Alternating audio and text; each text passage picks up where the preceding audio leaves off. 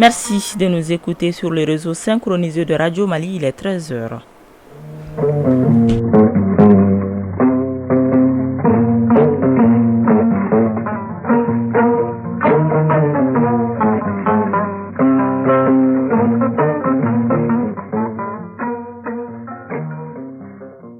Le journal Barakissa Ouattara.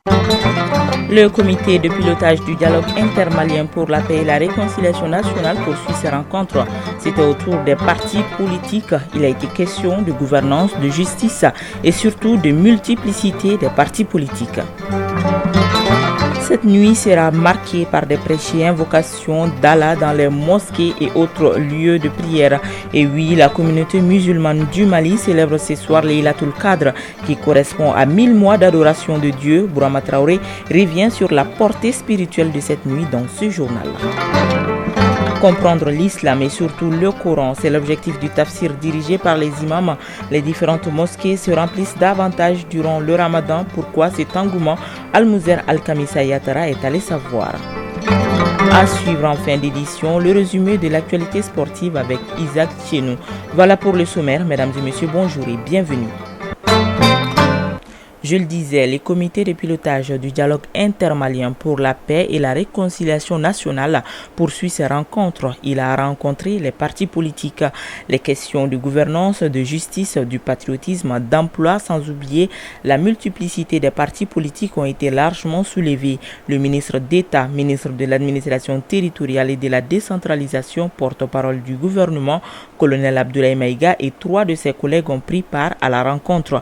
Le président du comité de pilotage du dialogue intermalien pour la paix et la réconciliation nationale, Ousmane Issoufi Maïga, a invité les partis politiques à se parler et débattre de toutes les questions brûlantes de l'heure afin d'aboutir à une paix durable. Compte rendu Garibou Pérou. Forger la paix dans le dialogue pour un Mali unifié est la démarche du comité de pilotage du dialogue intermalien pour la paix et la réconciliation nationale. Face aux formations politiques, le comité, par la voix de son président, lance un appel solennel à l'engagement, à la responsabilité et surtout à la mobilisation en faveur du dialogue intermalien. Ousmane Issoufi Maïga, président du comité de pilotage du dialogue intermalien pour la paix et la réconciliation nationale. Nous sommes tous des citoyens engagés pour notre pays, avec notre diversité, mais aussi nos différences. Mais nous restons des Maliens. Et il ne saurait y avoir qu'une seule nationalité malienne, celle que nous sommes tous fiers d'avoir et d'afficher dans le concert de nations. Plus direct, plus inclusif pour le ministre d'État, il y a la place pour tout le monde autour de la table. Occasion pour lui de rappeler la genèse et l'évolution chronologique du dialogue intermalien soutenu par les partis politiques. Colonel Abdoulaye Maïga, ministre d'État, ministre de l'administration territoriale et de la décentralisation, porte-parole du gouvernement. Sur l'initiative que nous avons pour sortir définitivement notre pays du cycle de violence, du cycle de haine, du cycle d'intolérance, c'est le dialogue direct intermalien. De mobiliser vos militants. L'objectif d'un parti politique, c'est de proposer un projet de société. Nous avons la chance d'avoir dans notre pays plus de 293 partis politiques. Donc, par déduction, il devrait y avoir plus de 200 projets de société. Vous êtes une force très importante de proposition. Et justement, nous avons besoin de vos idées, nous avons besoin de vos remarques, nous avons besoin de vos observations pour sceller définitivement la paix dans notre pays. L'appel du comité cito retentit, la voix des formations politiques s'élève. Elles sont favorables dans une certaine mesure à l'élargissement des champs d'action du dialogue intermalien. Tchablé Dramé, président du Parena. Dans le cadre de la mission qui vous est confiée, il est important de parler à tous les Maliens sans exclusif. Parler aux dirigeants de la KM, la Katiba Massina et l'imam Amadou Koufa. Pour ce qui concerne le Nord, Il me paraît important que vous imaginiez ce qui peut être fait pour établir des passerelles avec Iyad Gali et son groupe. Dans cette même dynamique, les personnalités du Nord comme Mohamed Ag Intalla, comme Amada Ag Bibi, comme Al-Gabas Ag Intalla, toutes ces personnalités-là doivent faire partie du programme du dialogue intermalien. Noun Togo, président USR. Il faut discuter avec tout le monde. Ils ont le droit de nous évacuer,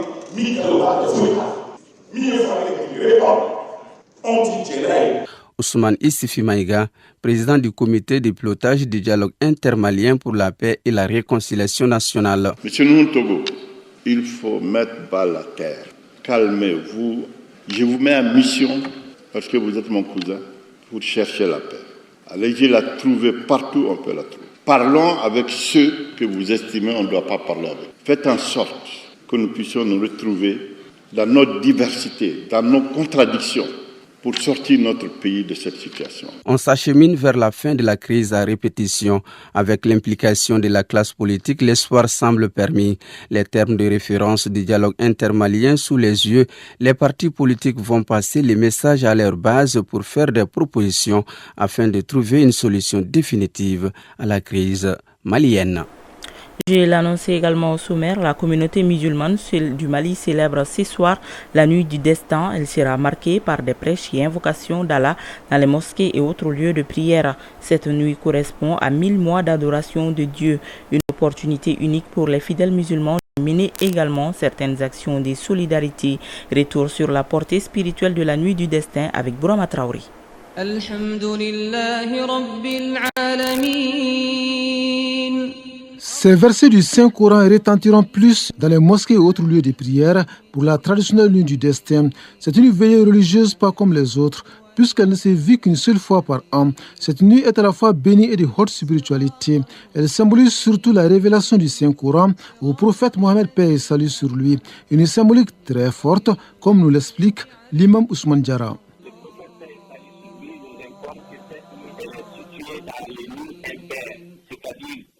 La nuit du 21, la nuit du 23, et la nuit du 25, et la nuit du 27, et la nuit du 29. Donc elle est située quand même dans les 10 dernières nuits, mais avec plus de précision dans les nuits impaires et avec beaucoup de probabilité sur la nuit du 27. La nuit du 27 est une nuit bénie, une nuit de miséricorde, une nuit de pardon, et une nuit pendant laquelle Allah subhanahu wa ta'ala va publier aux anges le planning des événements qui va se dérouler dans l'année. Donc c'est une nuit de bénédiction, une nuit où le musulman doit se rapprocher de son Seigneur pour demander l'aide et l'assistance. Sans conteste, les jeûneurs, tout comme les autres musulmans, formulent la même prière, celle de vivre pleinement cette nuit exceptionnelle, pendant laquelle le destin de chacun de nous sera scellé pour l'année à venir. Abdraman Sissoko est un fidèle musulman.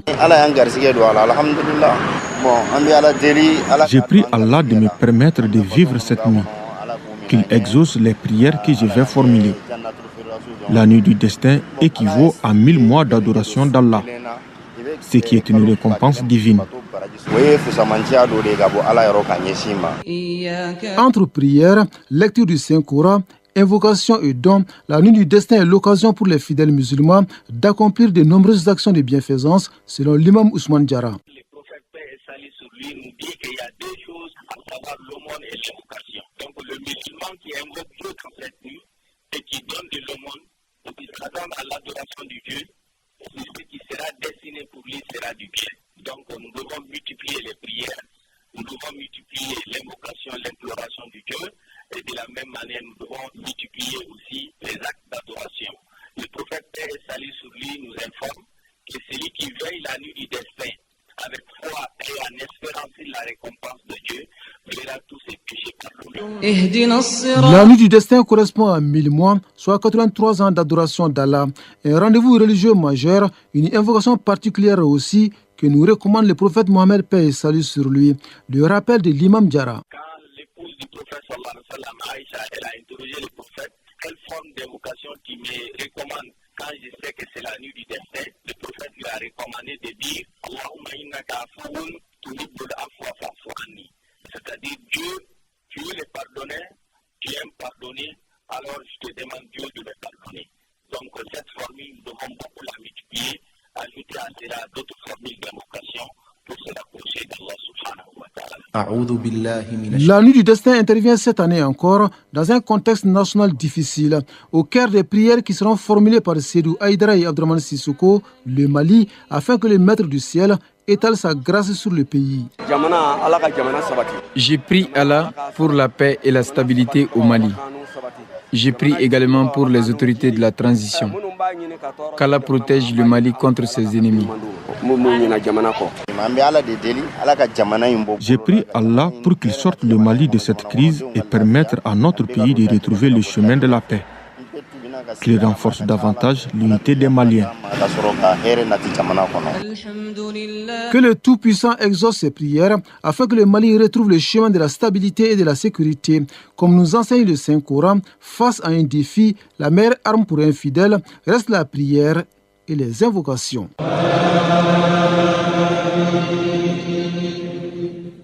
Toutes nos excuses pour la qualité du son. Depuis le début du Ramadan, les mosquées sont prises d'assaut par de nombreux fidèles. Si la plupart viennent pour accomplir la prière, d'autres ont fait des lieux un endroit pour se reposer avant la rupture. Cependant, les imams, eux, ont choisi ces 10 derniers jours du Ramadan pour faire le tafsir. Et cela profite aux croyants pour comprendre l'islam, mais aussi et surtout le Coran. Al-Muzer Al-Kamisa Yatara. Nous sommes à quelques jours de la fin du Ramadan. Les fidèles musulmans, pour atteindre la piété, remplissent les mosquées. La plupart viennent poursuivre les tafsirs en ces mois bénis. Moro Oumar, fidèle musulman. Je suis là pour assister à la lecture du Coran, soit le tafsir quoi. Ça m'intéresse parce que l'imam est en train de parler du sunna même, proprement dit quoi. Je comprends là que ce qu'il dit, quand tu l'appliques correctement, je crois que c'est le droit chemin pour mener au paradis, quoi. Le Coran mentionne plusieurs bienfaits spirituels et physiques liés à la pratique de la foi, y compris le jeûne et la lecture du Coran. Ils sont vus comme des moyens de purifier l'âme. Rappelle Yacouba Diallo, adepte de l'islam. L'important des comme je t'ai toujours dit dans l'islam, ça nous permet de connaître notre islam, notre Dieu, notre prophète paix à son âme, ça nous permet de connaître tout ça là dans la vie.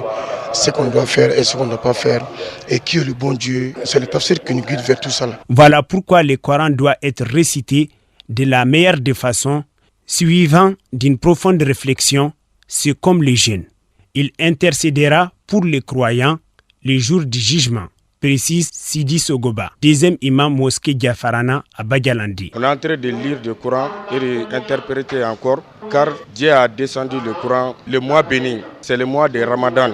Enfin, pendant le Ramadan, il est recommandé de lire une partie du Coran. Tous les 30 jours, l'objectif final est d'accroître la piété et de se rapprocher d'Allah, selon les érudits. C'est parti depuis hier à Caï pour la vente promotionnelle de 1730 tonnes de riz du stock d'intervention de l'État dénommé Sunkalo Solidarité 2024. Cette opération, qui va concerner une centaine de commerçants du cercle de Caï, vise à fournir aux populations du riz à moindre coût. Balkissa Sadibou, Chérif Haïdara.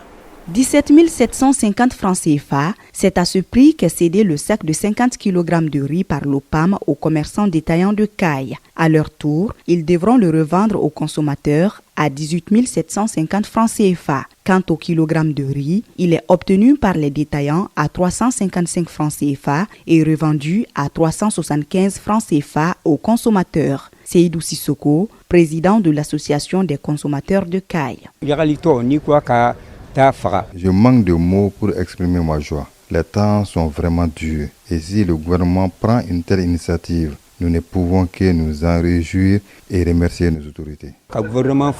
Pour s'assurer du respect des prix plafonds de vente du riz ainsi subventionnés par l'État, la Direction régionale du commerce, de la consommation et de la concurrence de Caï entend mettre en place un mécanisme de suivi. Robo Bayo, directeur régional du commerce, de la consommation et de la concurrence de Caï. Il y aura des équipes de surveillance qui vont faire la ronde pour surveiller effectivement les boutiques qui ont obtenu ces quantités et mettre en contribution les associations des consommateurs et la société civile pour qu'ils puissent également dénoncer les cas de non-respect de ces prix-là. Les cas de non-respect de ces prix-là exposent ces boutiquiers à la réglementation en vigueur. Colonel-major Moussa Soumaré, gouverneur de la région de Kayes. Les plus hautes autorités ont à cœur le soulagement de la population, surtout dans ces contextes difficiles sur le plan national mais aussi international.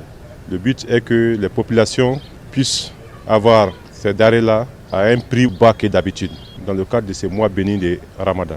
Pour mieux organiser la répartition des 1730 tonnes de riz concernées, chaque commerçant détaillant devra s'engager à respecter la mesure restrictive à l'achat de 2 tonnes de riz au maximum par prise, à afficher le prix subventionné au niveau de son point de vente, à fournir à la DRCC la situation des stocks par semaine, entre autres. En plus de la région de Kayes, l'opération Sunkalo Solidarité 2024 concerne aussi le district de Bamako et la région de Gao. Kayes, Balkissa Sadibou Chérif Haïdara, Pouyodolo pour l'ORTM. En 5e région, les acteurs régionaux de gestion des risques et catastrophes renforcent leurs capacités.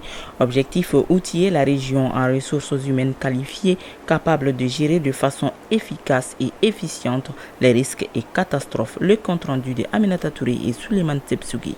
Cette formation vise à renforcer les capacités des acteurs régionaux en matière de gestion des risques liés aux catastrophes naturelles et anthropiques. Elle entre dans le cadre du projet Renforcer la résilience de la population de Mopti et Bandiagara affectée par les conflits dans les centres du Mali. L'Espérancie Fidner, Area Manager Mali Centre WHH. Le Mali fait face à d'énormes risques naturels.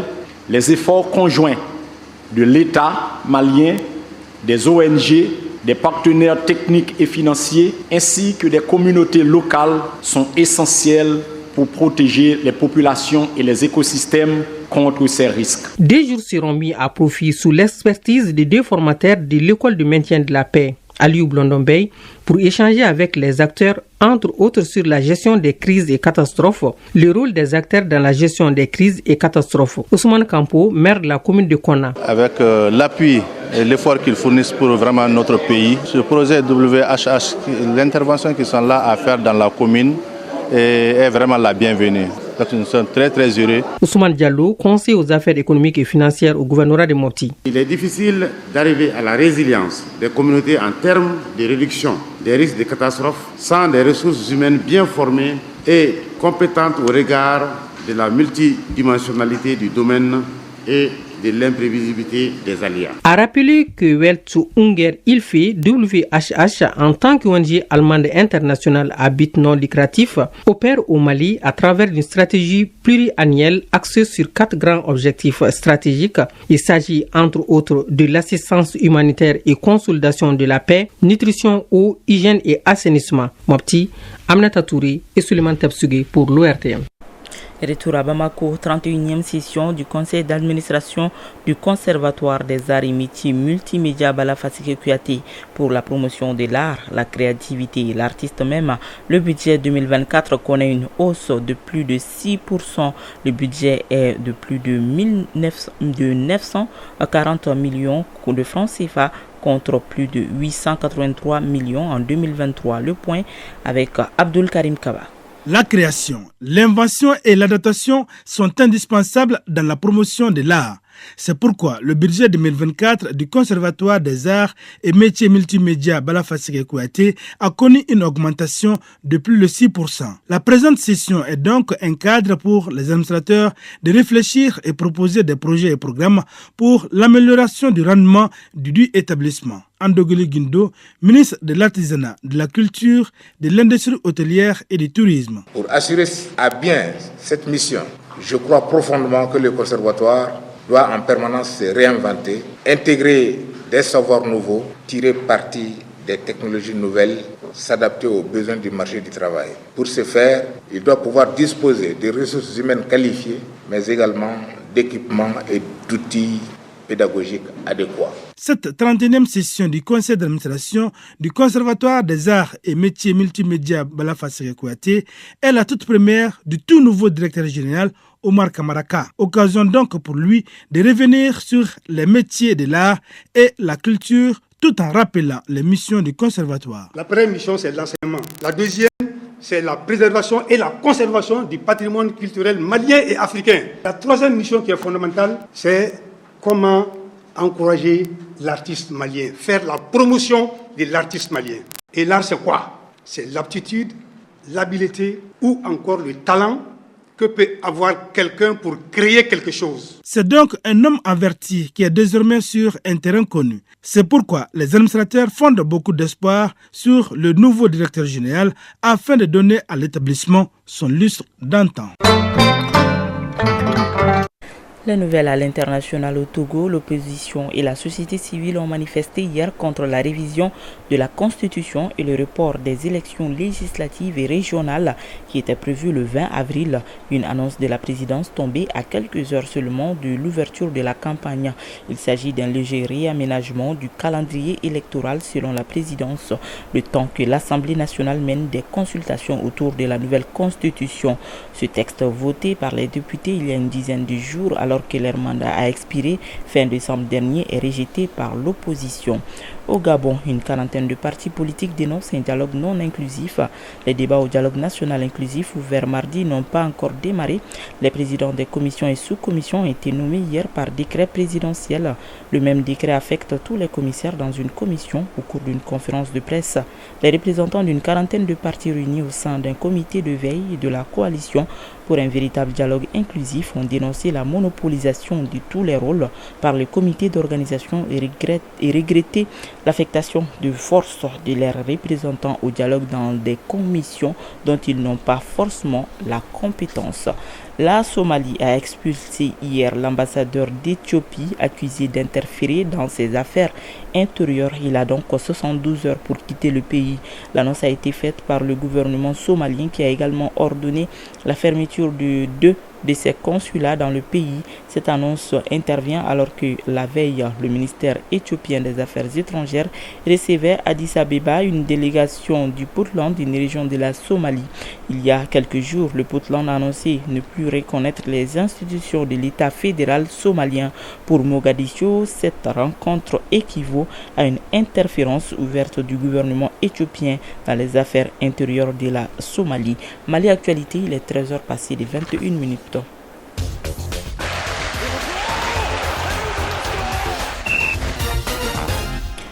Sport basketball, la troisième journée du championnat national commence cet après-midi au Palais des Sports Salamatou Maïga, une journée qui se jouera aujourd'hui et demain. Football sur la scène africaine, les matchs retour des quarts de finale des compétitions interclubs de la CAF se jouent ce week-end. Déjà, la Ligue de champions commence cet après-midi. Championnat national de Ligue 1, la 21e journée prendra fin aujourd'hui vendredi avec 3 rencontres au programme. Le résumé de l'actualité sportive avec Isaac Chenou. Football, championnat national de Ligue 1, la 21e journée prendra fin aujourd'hui vendredi avec les rencontres AS Police Afé prévues sur le terrain du Riba, AS Black Star de Badalabougou sur le terrain du Salman de Mbako et AS Bakadian USC Kita sur le terrain de l'AS Real. La rencontre de Salman de Mbako US Bougoua se jouera à une date ultérieure. Hier, à Turokorobougou sur le terrain du Riba, BFC l'a emporté devant l'Espace par le score de 1-0. La score de COB n'ont pu se départager sur le terrain de Salman de Mbako, score 0-0. Et enfin à Bougouni, au stade de Moussa Diakité Utea, l'Est Bougouni est venu à bout de ATS de Koro battu 1-0. À l'ouverture de cette journée, le Djoliba a conforté sa position de leader en battant les 11 créateurs de Nyarela par 2-0. Sur la scène africaine, les matchs de tour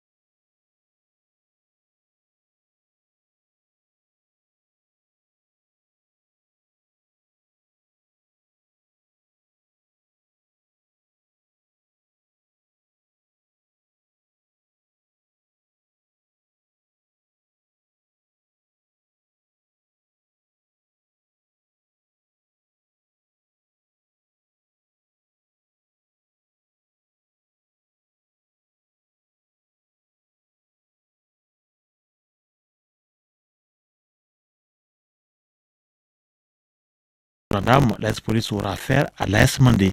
Et enfin, l'AS Police se rencontre la commune 1 à Messieurs.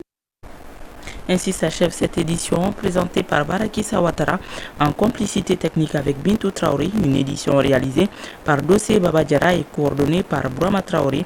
La mise en ligne est assurée par Marcel Tessugué. C'est une présentation de Baraki Sawatara, bien sûr. Merci de l'avoir suivi. Juste après ce journal, vous pourrez suivre les avis et communiquer avec Kani Keita. Bonne suite de programme sur Radio Mali.